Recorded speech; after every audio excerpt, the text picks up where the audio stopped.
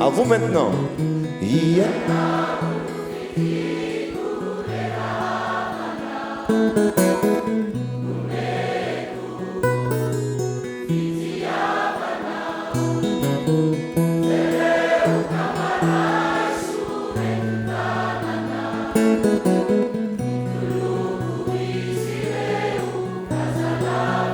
Atuluchu.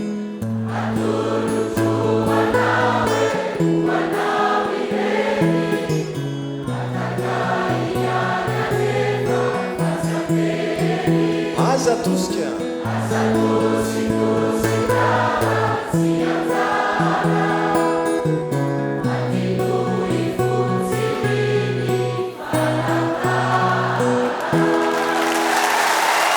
Bravo. On va vous amener en voyage à Madagascar, mais dans la pensée.